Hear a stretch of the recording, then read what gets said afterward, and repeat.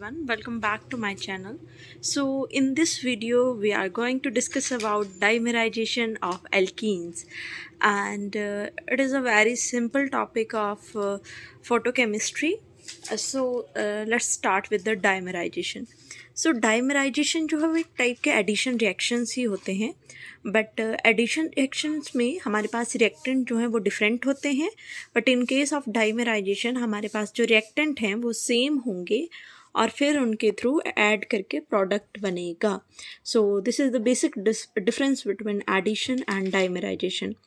सो like alpha beta unsaturated compound olefins यानी कि alkenes are also undergoes dimerization reaction in the presence of acetone. और हमारे पास acetone क्या है यहाँ पे? फोटोसेंसिटाइजर. ओके, सो डाइमराइजेशन में क्या होता है, हमारे पास दो सेम रिएक्टेंट होंगे जिनके थ्रू प्रोडक्ट बनेगा यानी कि डाइमर बनेगा, and this process is known as dimerization. So यहाँ पे हमने दो नोरबोरेन लिए हैं, और जब हमने इस पे, क्योंकि ये फोटोकेमिकल रिएक्शन है, तो हमने लाइट का फॉल करवाया और एसीटोन ऐड किया तो हमारे पास ये डाइमर बन गया. But in case of dimerisation of alkene in photochemistry होता क्या है, हमारे पास रिएक्टेंट होगा, बट जो लाइट फॉल होगी वो रिएक्टेंट पे नहीं, फोटोसेंसिटाइजर पे फॉल होगी.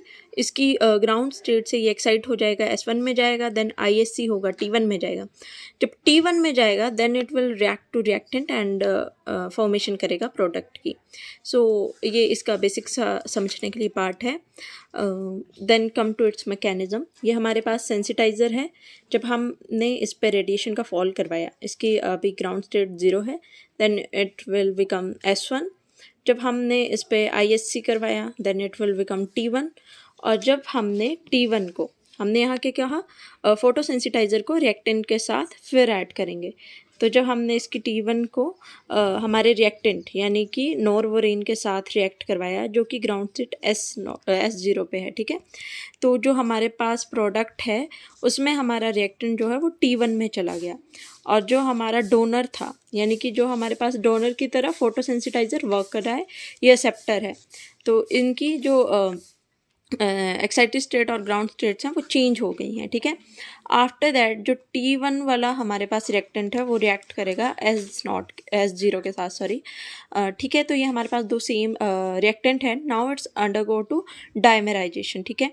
तो हम लोग जानते हैं T1 में जब हमारे पास बॉन्ड का क्लीवेज होगा तो वो जो है वो हमारे पास होमोलिटिक होगा, मतलब ये इनकी जो स्पिन है वो सेम होगी, but in case of S0 ये ऑपोजिट डायरेक्शन में होंगे, ठीक है.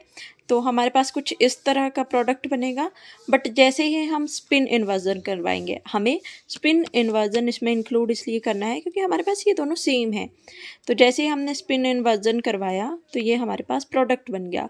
सो this is all about dimerization of alkene, जो कि काफ़ी ईजी है, but you have to understand its basic concept. Like reactant same होंगे तब प्रोडक्ट बनेगा, रिएक्टेंट के साथ सेंसिटाइजर ऐड होगा और फोटोसेंसिटाइजर पे लाइट फॉल करेगी ना कि रिएक्टेंट पे, देन प्रोडक्ट बनेगा. I hope you all like it and understand it. Please like, share and subscribe my channel. Thank you.